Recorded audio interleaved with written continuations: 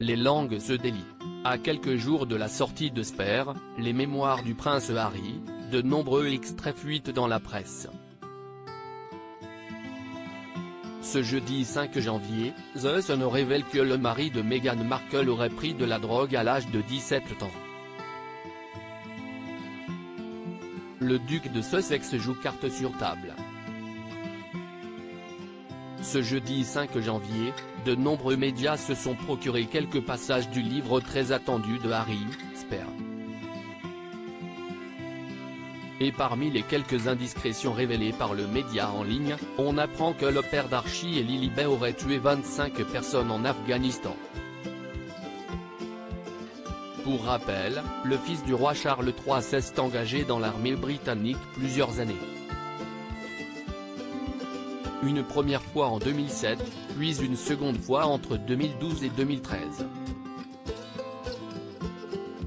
Dans les pages de Spare, le fils de la défunte Lady Diana a confié avoir tué pas moins de 25 talibans. Le média Télégraphe a ajouté que le père de famille a compté un par un, le nombre d'assaillants qu'il avait atteint grâce aux caméras embarquées sur son hélicoptère Apache. Il me paraissait essentiel de ne pas avoir peur de ce nombre. Donc le nombre pour moi, si est 25. Ce n'est pas un chiffre qui me remplit de satisfaction, ni qui m'embarrasse, écrit le prince Harry dans ses mémoires, à paraître le mardi 10 janvier prochain. Ce jeudi 5 janvier, The Sun en remet une couche en évoquant la jeunesse tumultueuse du prince Harry. Le frère de William l'écrit noir sur blanc, il a consommé de la cocaïne lorsqu'il avait 17 ans. Le prince Harry revient sur sa consommation de drogue en 17 ans dans ses mémoires. Le prince Harry est revenu sur un passage sombre de sa vie, qu'il préfère aujourd'hui oublier, sa consommation de drogue. Dans Spare, le petit-fils de la regrettée reine Elisabeth II écrit qu'il avait pris de la cocaïne lors d'un week-end de chasse.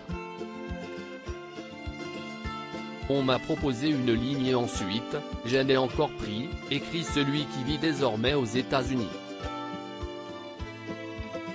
Et d'ajouter au sujet des effets de la drogue sur lui, ce n'était pas très amusant, ça ne m'a pas rendu particulièrement heureux, mais ça m'a fait me sentir différent, et c'était mon objectif principal, se sentir, être différent, a-t-il ajouté. Le fils de Lady Diana a confié qu'il avait consommé de l'alcool et des substances illicites pour essayer de bousculer l'ordre établi.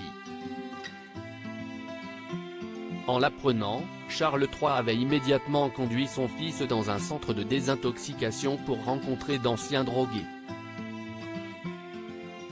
Un passage de son adolescence que le mari de Meghan Markle préfère aujourd'hui oublier.